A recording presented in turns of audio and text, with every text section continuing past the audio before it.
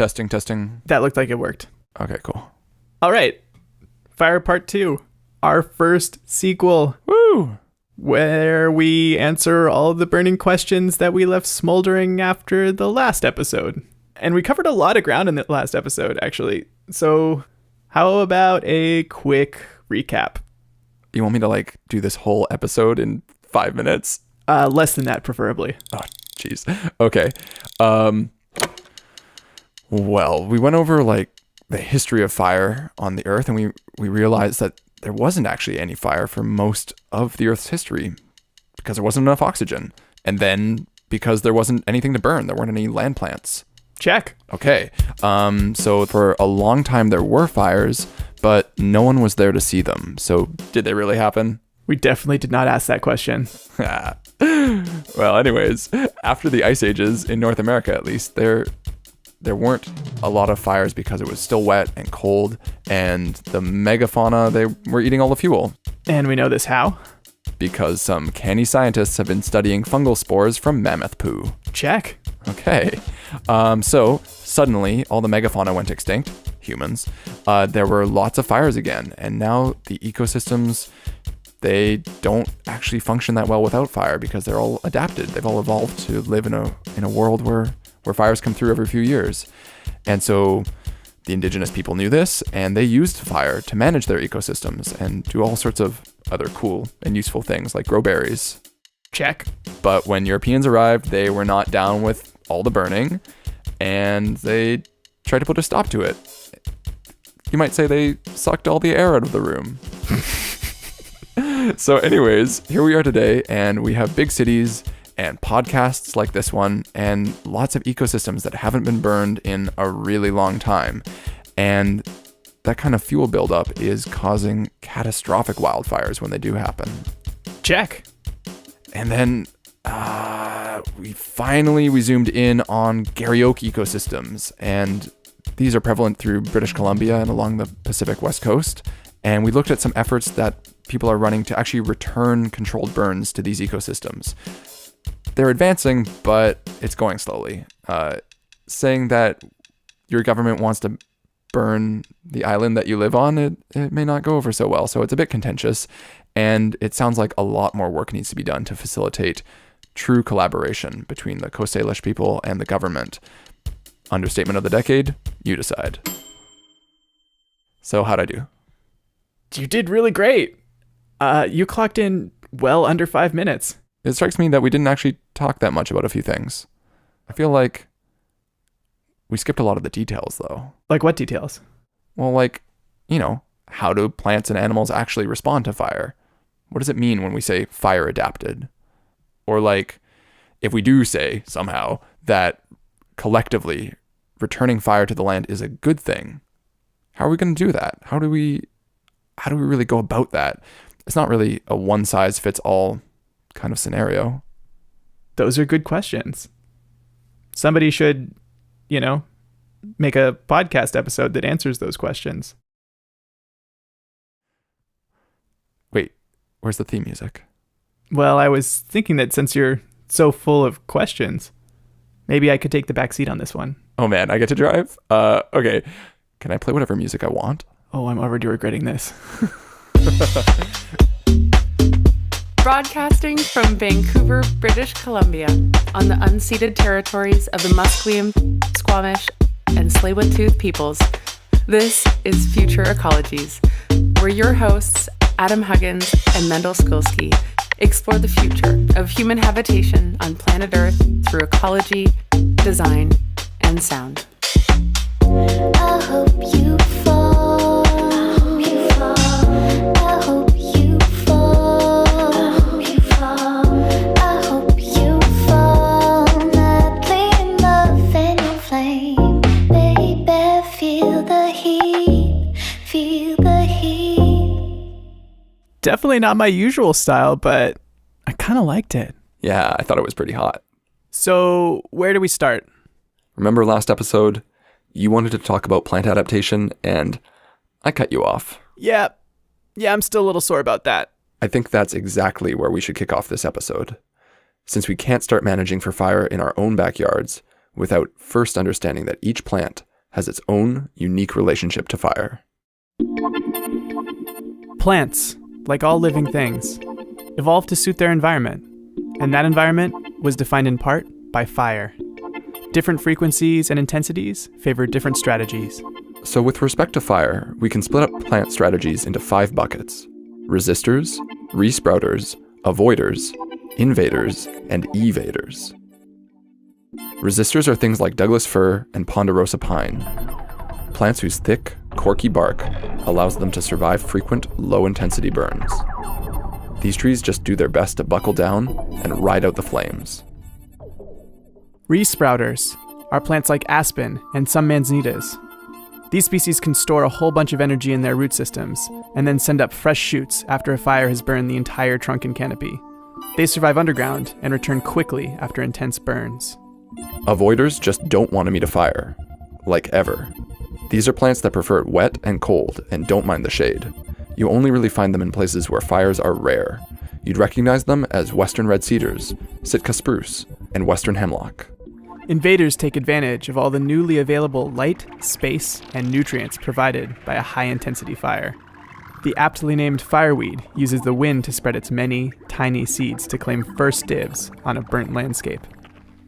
And evaders restart themselves after a fire. Lodgepole pine cones can only release their seeds after the heat of a burn. This life cycle dependence on burning is called perescence. By the way, these categories are not formal or official or anything like that. They're just our way of simplifying the complexity of having all of these different strategies interacting across the landscape, determining how often wildfires occur and how intense they are. This complexity is one of the reasons why it took 8 years to prepare for the controlled burn on Tumbo Island we talked about in the last episode. And that's just the plants. Animals, insects, and fungi also have diverse responses to fire.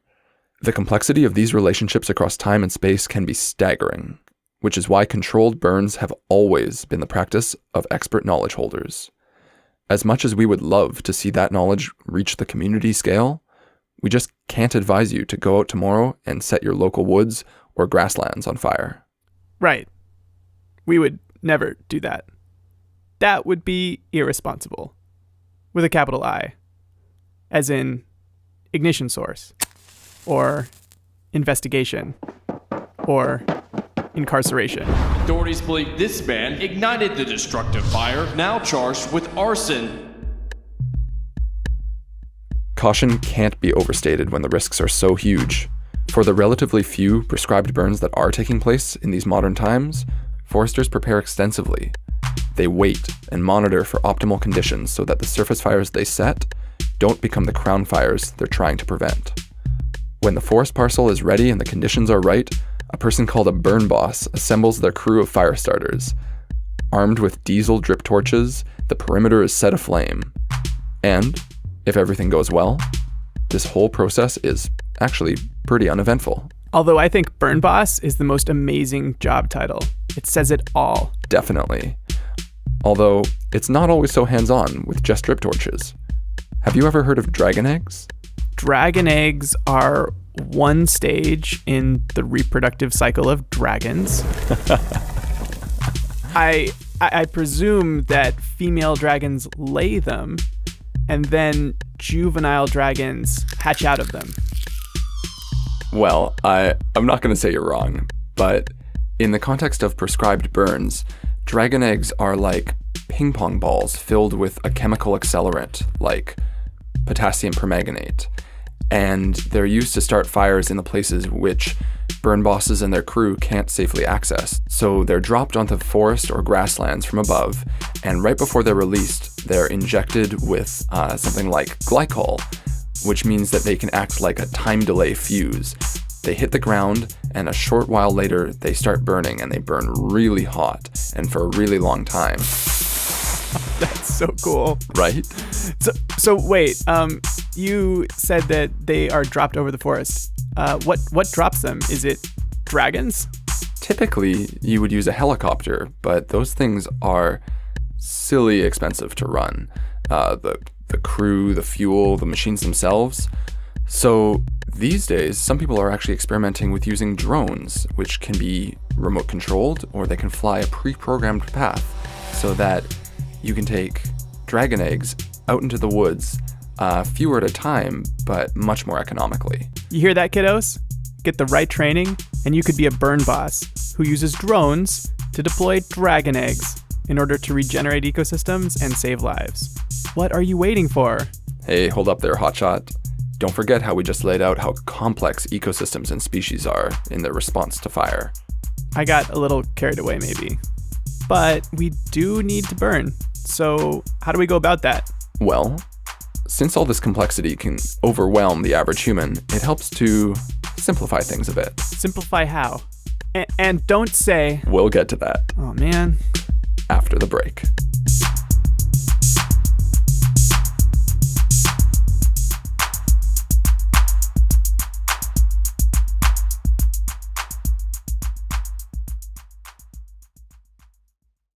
So, let's say you're trying to design a program for prescribed burns where you live. There's so much to consider. On the human side, who might be affected, where the structures are, what they're made out of, and all the adverse effects from smoke. On the wild side, there's climate, weather patterns, fuel loads, and the dizzying diversity of individual species and ecosystem responses to fire. Right. And no one wants to get it wrong. It's no wonder we've just thrown up our hands and allowed chance events like lightning or a cigarette butt to make the decision for us. But we're seeing the consequences of that, and they're not good. That's an understatement. So we need to find coherent strategies, ones that are specifically tailored to place, and ones that aren't impossibly complicated. So we're actually going to venture down to one of your favorite places, Adam. Oh, are we going to the Klamath? You're going to the Klamath. I'm actually pretty busy. I'm going to act sad for a minute, but I can hardly contain my excitement. Get out of here.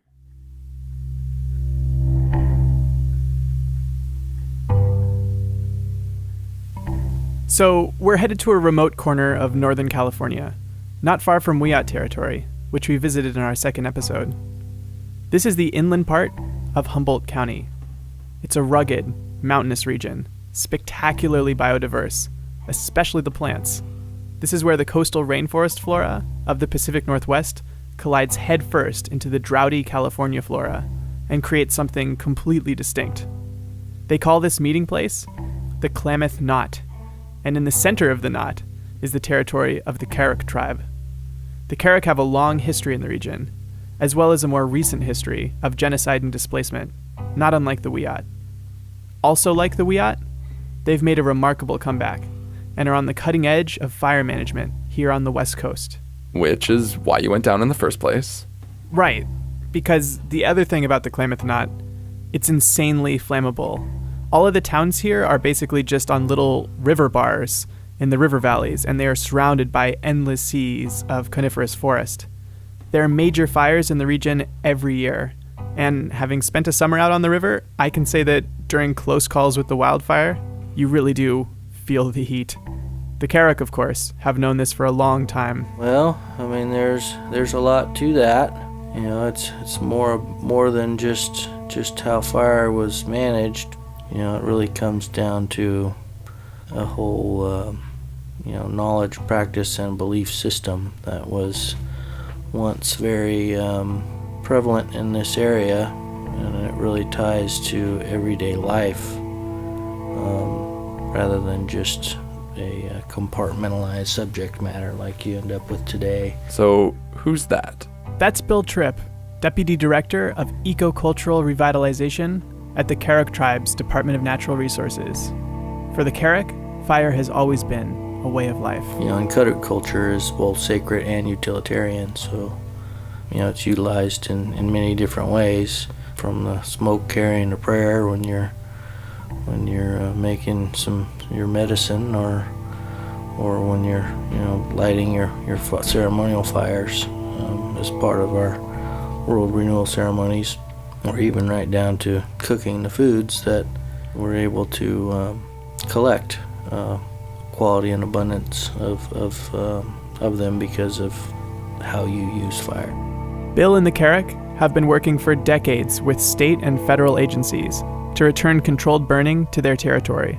But that work has been hampered in the past by high agency turnover rates and the somewhat reductionist approach of Western science. A lot of times the Western science approach is a reductionist approach, and it separates things and narrows them down to finite bits of information, whereas the traditional ecological knowledge is more about interconnected relationships among everything. They really do complement each other if they're integrated properly.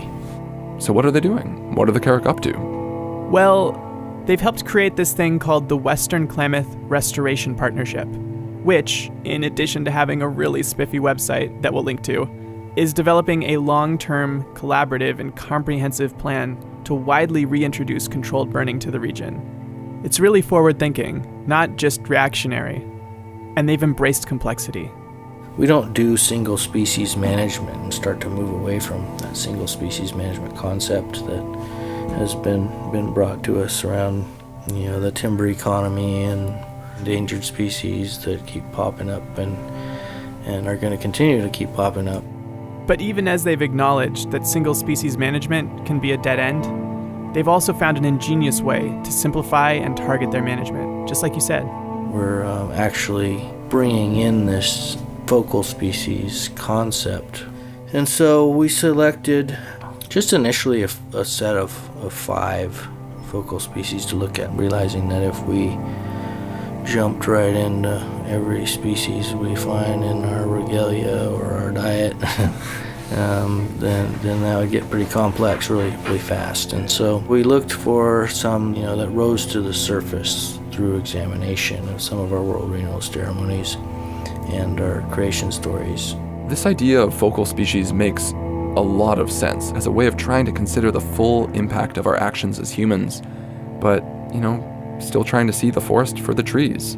Totally. So who made the cut? Immediately Pacific giant salamander came up. It's what do all the parties at the table have in common? Well, we have water. It's one of those things we all have in common. And in Kuduk culture, the Pacific giant salamander is revered as sacred and is known as the water purifier. And it even has its own prayer in our world renewal ceremonies about how water works. In addition to its cultural significance, the giant salamander is also a proxy for areas that shouldn't be burnt. Right. Like areas populated by the avoiders we talked about earlier. Exactly. So what's next? The spotted owl. We ended up identifying the spotted owl as one.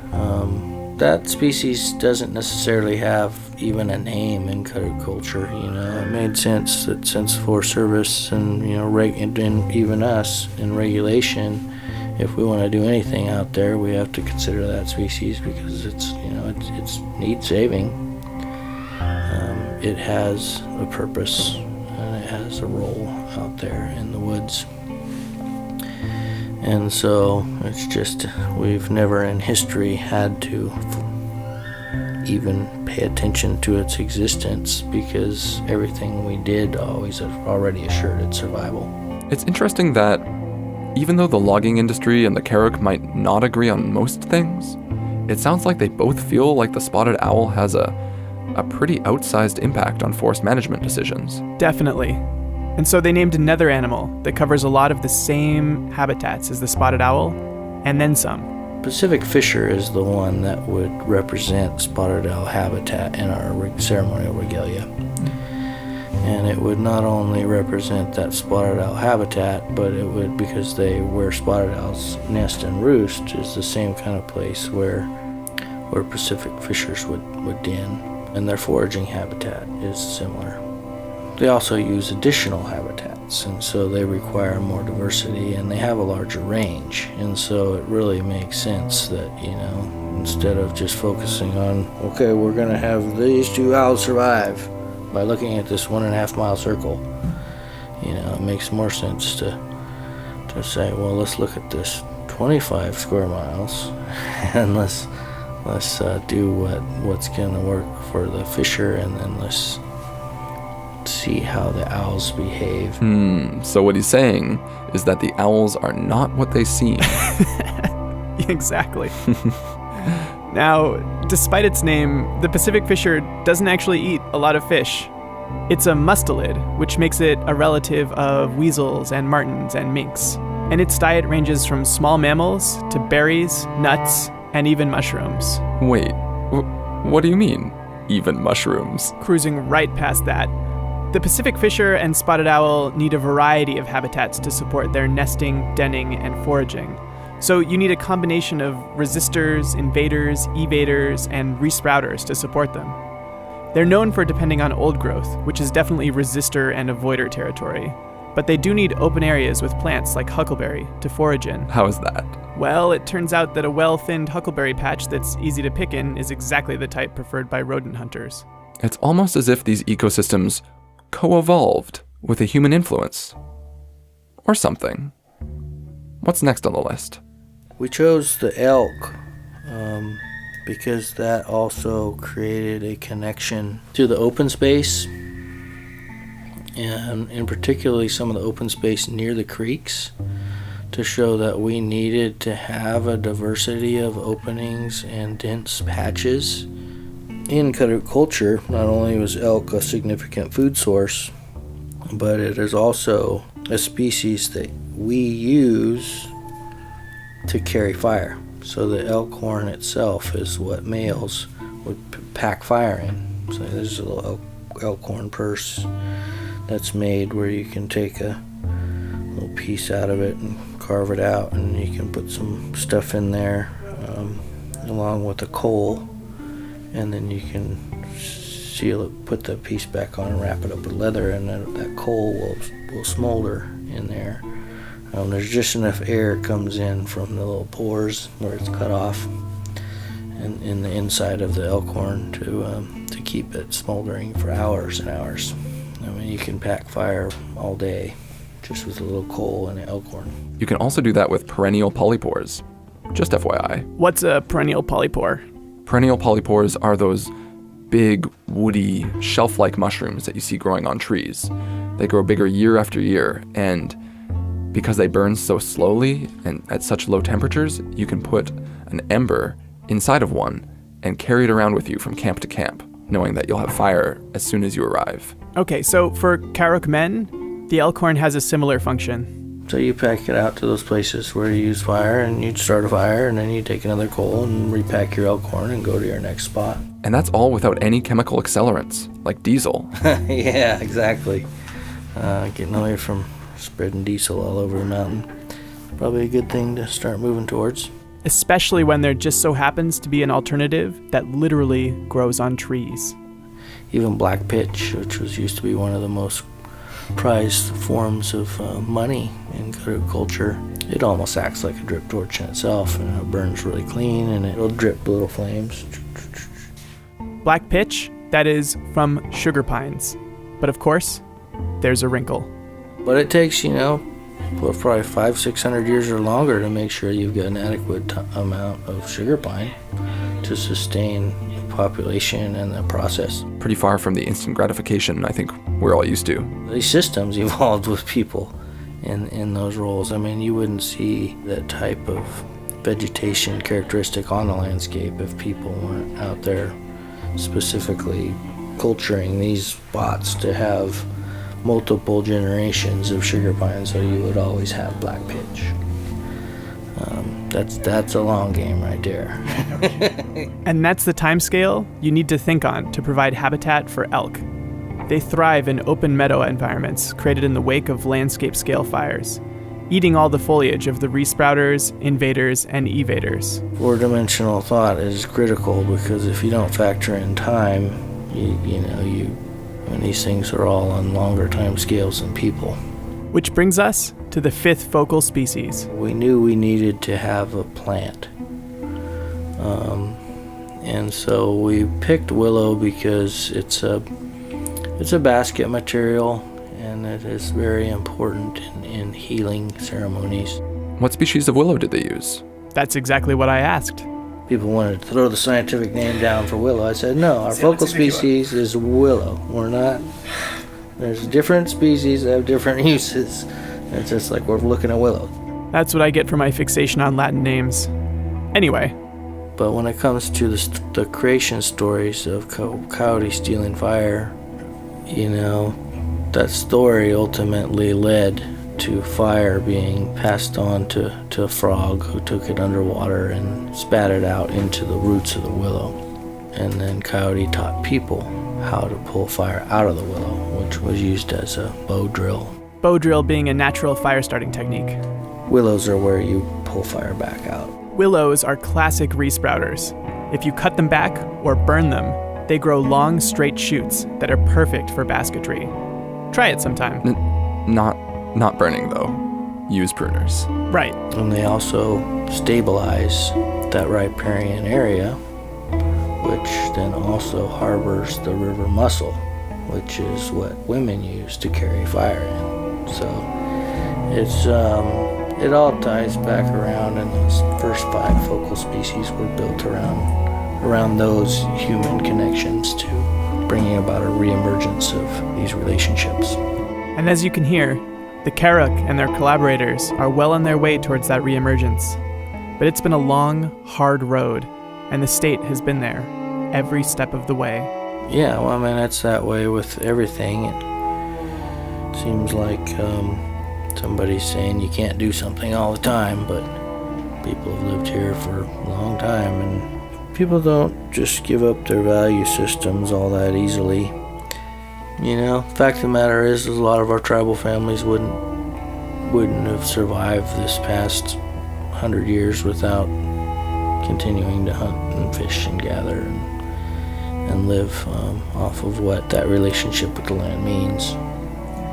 And so we just have been missing a critical piece, a couple critical pieces at scale, really. One being fire.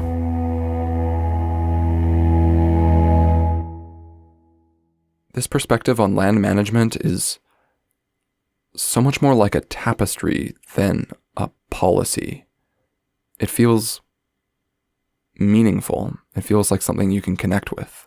Absolutely. And Bill sums it up by saying, rather than thinking about ecosystem services that benefit humans, we should prioritize human services that benefit ecosystems.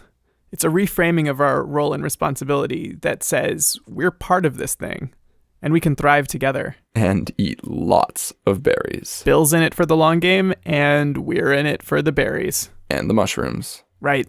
Can't forget the mushrooms. Anyway, so I gotta say that was a really nice trip. And while I was at it, I got some material for a whole other miniseries that we can work on later on. Coming back around to fire, though, I feel like we have a pretty solid perspective now on how you might design an adaptive fire program. But most people don't live way out in the mountains. Yep. And most of us don't live on a small, flammable island in southwestern British Columbia either. I mean, I do. I think we've firmly established that you are not a whole lot like most people. So, for the vast majority of us, living in urban and suburban areas where prescribed burns might be socially or physically impossible, what can we do? You're going to answer that, right? I will, after the break. You can't ever stop the fire. There's nothing we will ever be able to do to keep the fires from coming. And to realize that and understand that is to then design our communities in such a way that embrace fire in our lives rather than fight against it, rather than try to resist it. So who's that? That's Eric Olson. I'm Eric Olson. I'm the director of the Permaculture Skills Center and the founder of Permaculture Artisans, which is a landscape design contracting firm. 6 episodes in, and we've finally hit the P word. If you're listening to this podcast, chances are you've already heard of permaculture. But just in case. So permaculture is a design science which focuses on integrating the needs of people with the needs of the ecosystem. So we look at, how do we build our communities, our homes, our farms, our cities in such a way that actually regenerate ecologies, that catch and store and clean water, that build soil, that enhance habitat, and do it in such a way that is really based on how nature works and that's really the premise for all the work I do, whether I call it permaculture or not, is to approach a project or a business or a campaign with the kinds of principles and relationship patterns that you might find in a forest, or you might find in a watershed. Symbiotic relationships, high energy efficiency. So these are some of the principles that we find in permaculture that become sort of the foundation for how we design our systems. So, Adam, remember the last time your home state went up in flames? My home state is constantly in flames. It's actually kind of hard to remember a time when some part of California wasn't on fire. But you're talking about last October, right? October 8th, 5 in the morning. You know, we're sleeping. My wife and I and kids were all asleep. The landline rings, which is kind of rare because we pretty much use our cell phones these days. And so we think, oh, who's calling at 5 in the morning? Maybe it's a East Coast telemarketer. We don't pick it up. And I remember thinking, well, if it rings again, then that is going to cause concern. So, of course, a few minutes later, rings again. So we pick up the phone. It's my sister. She lives in Santa Rosa with her family. And she says, Santa Rosa is on fire. We are leaving. We're packing up. We're evacuating right now. We're heading to your house. And we live about 15 minutes west of Santa Rosa. So that's what we woke up to. And we thought, my first thought was, I don't believe it. I mean, Santa Rosa is on fire. This is the city I grew up in. It's a heavily urban area. And my sister lives pretty much in the town area. So I'm thinking, well, how are they even threatened? I mean, I went to bed, there was no fire last night. How could there be Santa Rosa be on fire this morning? Well, of course, we check out the news and boom, Santa Rosa is on fire. Multiple fires coming from different directions, all closing in on downtown Santa Rosa. So we were totally shocked. The fact that in a few hours' time, a fire of that scale could get so out of control in an urban area was not something that we were prepared for, or that we even really thought could happen. And I think it's being naive, honestly, to think that way, because if you look to history and if you talk to the native people in the community, they can tell you that these fires are always going to be here. There's a guarantee that the fires are going to be here. And so we really had our eyes open. So my sister and her family, they evacuate to our home. I go outside and it's completely smoky. Even just walking around, and again, I'm 15 miles away from the fire, even walking around on my property, there's burned books, there's burned leaves, there's burned material all over our property, all over this ridge out here in West Sonoma County. There's just huge ash falling from the sky. And the more that we started to learn about what actually took place in the night, the more we heard about the stories of people that were trapped or that barely got out, or the urban communities that got hit in the middle of the night, we realized that this was what felt like an unprecedented event. Like this, and you got to see this to believe this.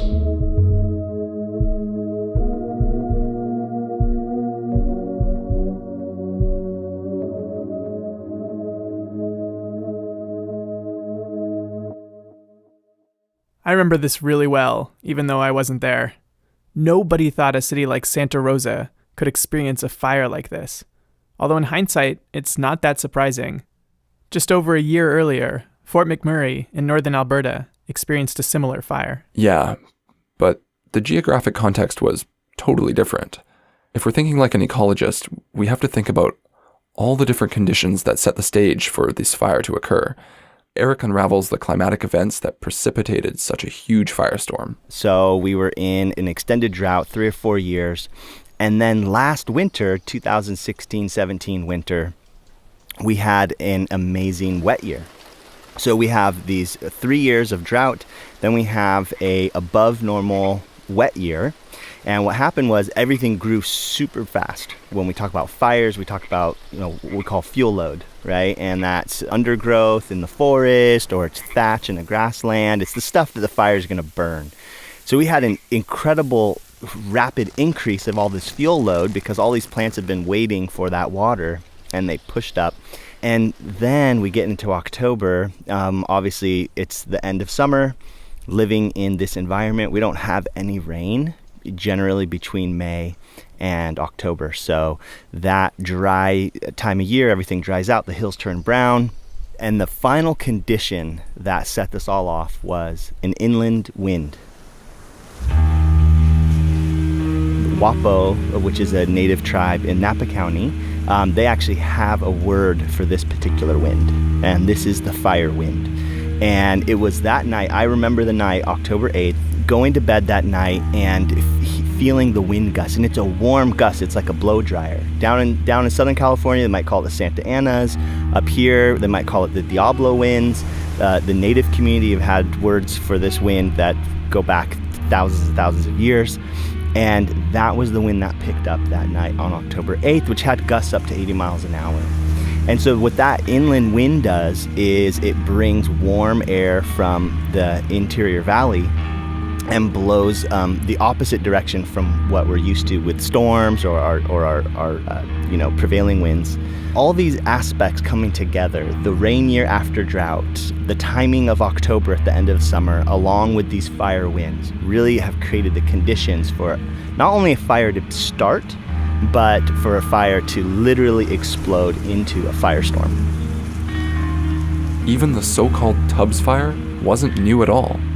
What was unprecedented is how closely we built ourselves into those fire zones without a complete understanding of the cycles of the landscape. The speed at which that fire blew out of the mountains onto the plain. See, people didn't think that a fire could blow out onto the Santa Rosa Plain, which is like a big wetland area. You think, oh, the fire's gonna stay in the mountains, in the hills, and like, how is it jumping across the freeway into these urban communities?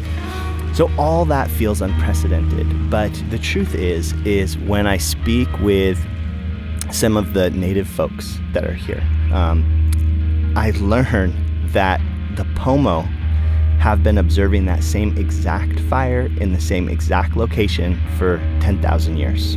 That's wild.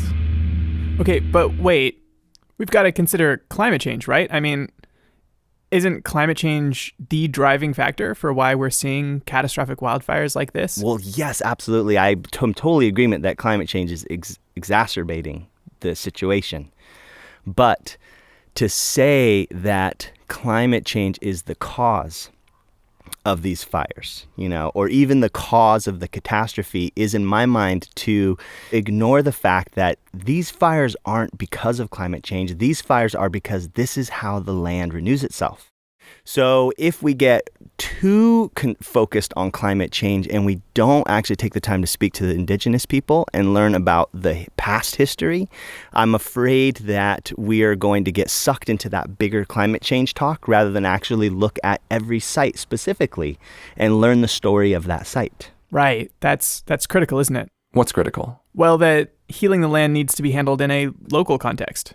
Ridge by ridge, valley by valley. Every place has its own unique features and history. Oh, yeah. But realistically, in our political state right now, the intricacies of local fire management is the last thing on our elected leaders' minds. They're too busy putting out fires. Both literal and figurative. Or, honestly, starting them to create a long-term plan like the Karuk have. So, what's the solution for urban and suburbanites that live in a fire zone? If we can be in agreement that these fires are going to be here no matter what we do, then we start to look at how do we reduce or avoid catastrophe. Because we know fire will be here, but we don't have to have the catastrophe on the level that we're experiencing, where whole ridgetops are completely incinerated, where whole communities are burned to ash. We don't need to have that level of catastrophe, because if we can understand the dynamics of fire and we can understand the ecological processes that are taking place that set up conditions for a catastrophic fire, then we do have places to intervene to create a scenario where these fires are more regenerative than they are destructive. I think this makes so much sense. And it's such a beautiful idea to take this thing that puts us all at such risk and instead see a way that we can use it to benefit everybody. So one of the things that we can do is to actually start reintroducing management techniques for forest and grassland that help reduce those fuel loads. And by helping reduce those fuel loads, we are reducing the risk of high-level catastrophe when fire does come. And Eric has some great ideas for how to do that, which we'll get to. But there's one more factor that complicates matters in places where most of the land isn't owned by the government, but rather by private citizens.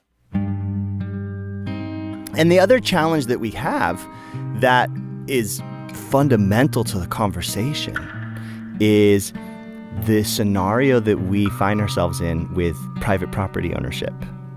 Because how do you even enter into a community and provide the kind of management that, say, a forest needs or a grassland needs if you can never have any access to that? And what the fires have really taught us in October is that the whole community has to be involved in the management of the bioregion. And if we all choose different management techniques for all of our little privately owned parcels, some of us might be managing the land in a way that responds well to fire, and some of us might be exacerbating the fuel load and catastrophe situation. That's definitely one of the major downsides of a society where the only qualification for being able to manage land is owning it. So, hopefully everybody gets their neighbors to listen to this episode and rate and review and subscribe. Consider it your civic duty. But if prescribed burning is just for specialists, what tools are there for everybody in a community to get involved with all that fuel load? When we think about all this material that we call fuel load, we really just talk about carbonaceous material. We're talking about trees and plants and grass, and all of this is representative of carbon, minerals, and nutrients. And in the era of climate change that we're in now, fire, of course, sends all that carbon up into the atmosphere. So while fire is an important tool for us to use in managing our landscapes through prescribed burns, and while fire is something we can't avoid in our lives living in these communities, we can be smart at the appropriate scale, in the appropriate situation, in actually getting some of this material back into the ground. And I like to think about the soil as a carbon battery. All this woody debris and all this material could actually go back into the soil and charge that soil up with carbon and feed the microorganisms, whether it's fungi or it's bacteria, in those soil communities, which in turn will build the immunity up of those forests and grasslands to reduce disease and have a healthier, more regenerative ecosystem. I love this concept. It's so straightforward. And in the true spirit of permaculture, we can stack functions, getting all sorts of parallel benefits just by rearranging the things that were already there. So first off, if we're managing our landscapes with carbon sequestration in mind, and we're doing forest thinning, or we're working on our 100-foot defensible space around our house and we have to cut some trees down or prune some trees, and we end up with all this material. This material can build our soils. One solution is to turn it into mulch. So we might chip it or chop it up in some way. Now, what's so cool about that is you actually get multiple functions out of that. You stack functions, which is a principle we use in permaculture, where one element provides multiple functions. So if I chip up the eucalyptus branches that I harvested on my land, then I've created mulch, and that mulch actually keeps moisture in the ground, which then reduces my water use and my irrigation use. Mulch. What can't it do? So that's one solution. Another one, and one that we often find in these second and third generation forests, where logging roads create erosion issues. So often you'll go into these areas and there's huge erosion gullies due to bad design roads or culverts or whatnot. And of course, erosion is disastrous to our waterways, to our aquatic species and our creeks and our rivers, because it pushes all that sediment down there. So a really great solution, this is one of my favorite things to do, is when we go into a forest site and we're managing the fuel load in that forest, and we're using all of our sustainable forestry techniques where we're leaving multiple generations, we're just taking out mainly the dead and dying stuff. We take all that material and we use it in a variety of different erosion control processes. So one of them is to literally take this material and pack these gullies. So you have these big erosion slumps where, it looks like a big tear in the landscape. by taking this material and making sure the first material you place in that gully has contact with the ground, you're able to start wicking water up into that. And that's really important in order for this material to decompose. But as you pack that gully, what's going to happen is the next time you have a rain event and you have a lot of water coming into this gully, because that's generally what's causing this erosion, is very high velocity water. So as soon as that water enters that gully and hits all that brush, it slows the water down. And by slowing the water down, any sediment that's inside that water is going to deposit into that gully. And we've actually seen gullies completely cover themselves up as if they were never there by this approach of packing it thick with brush, and after a few years, it sediments itself as you catch all that material and slow all that water down. Very elegant. Give me some more of these good ideas. Another one is by actually doing check dams. So this is where we take this brush material, and rather than packing the gully, we're actually building these dams with the brush across the gully itself. So the water's coming down a channel, it hits this brush check dam, and the thing is these are permeable dams. So water can seep through, so we're not holding the water back, we're still allowing the water to pass through. But again, we take the velocity out of the water, and by taking the velocity out of the water is able to deposit sediment behind the brush check dam.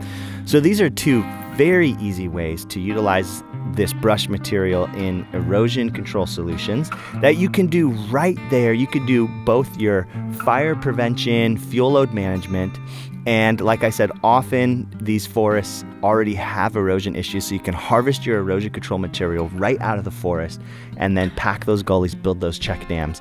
And now you are reducing catastrophe of fire, you're protecting the watershed, and you're building soil by getting all that material down. So I really like this, but it seems pretty labor intensive. Isn't permaculture all about not having to work so hard? I mean, it's not work, but it's actually not that bad. And it's not supposed to be the entire forest. We're talking about 600 million trees in California and thousands of acres of forest. And so obviously these techniques are not necessarily scalable to the scale that we need to be looking at our forests. And that's where other tools like fire do come into play. But what I find as a professional ecological designer, and I visit a lot of people's properties, I work with a lot of clients, I assess their lands and give them advice. I find that a lot of folks have the opportunity to implement some of these more water conserving, carbon sequestering techniques in relation to fuel load management because they only have a 5-acre forest, or we're only looking at an acre around a house. So these are smaller scale areas that each one counts. You know, even if it's a small area, it still matters, because the more that we all take responsibility for our landscapes in a positive way, we're going to reduce these catastrophes. And if you have the neighbors, this could be a great way to get to know them. Yeah, it's definitely something I'm starting to think about living here on Galiano Island. It's just choked with brush and debris, and it could really use some clearing. And there's tons of potential for carbon sequestration, but it's mostly private land. So it is going to come down to that community scale organization. So I guess if there's one upside to these enormous record-breaking fires, it's that they're a real chance to start fresh and try some of these ideas. We can't just keep rebuilding, acting the same, and expect things to be different next summer. Well, I mean, we can. And so far, that's exactly what we're doing.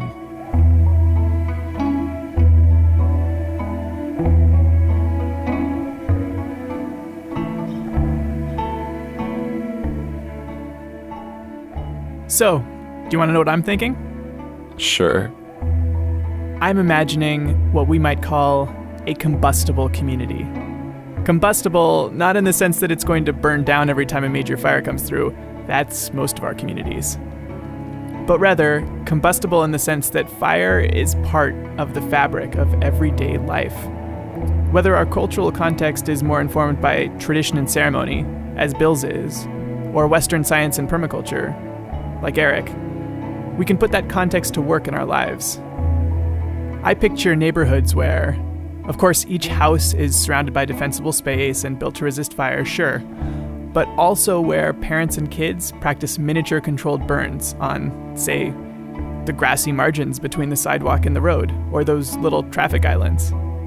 And once or twice a year, the whole community comes together to clear brush from overcrowded forests and uses it to stop erosion and build soil.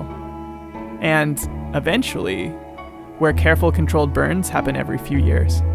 While we're at it, can we also imagine that we've solved climate change, smashed capitalism, and totally transformed our society? Sure, why not? You want to know what I'm thinking? Yes, Mendel. I want to know what you are thinking. I'm thinking I should drive this thing more often. So, if you live in fire country, start talking with your neighbors about organizing a safe, prescribed burn. You might even want to go deeper and study to become a burn boss, or whatever you'd like to call it. We're going to need more of you. In the meantime, clear those tree ladders, pack your gullies with brush and mulch, and don't forget to feel the heat. I hope you fall. I hope you fall. You have been falling madly in love with Future Ecologies. I'm Adam Huggins. And I'm Mendel Skolsky. And this was the second part of a two-part series on fire. If you didn't hear the first one, it's great. You should go back and listen to it. In this episode, you heard Bill Tripp and Eric Olson. This has been an independent production of Future Ecologies. Our first season is supported in part by the Vancouver Foundation. If you'd like to help us make the show, you can support us on Patreon. To say thanks, we're releasing exclusive mini-episodes every other week. To get in on the action, head to patreon.com/futureecologies. You can also follow us on Facebook, Instagram, and iNaturalist. The handle is always Future Ecologies. Special thanks to Jose Izordia, Kirsty Johnston-Monroe Cameron, Ilana Feneryov, and Erica Terrence. Our theme song this episode was produced by Forever and Uri. Other music in this episode was produced by Ben Hamilton, Cat Can Do, Nocturnum, and Sunfish Moonlight. You can find a full list of musical credits, show notes, and links on our website, futureecologies.net. Thanks for listening. We'll be back in a couple of weeks. Hey, can you turn it up?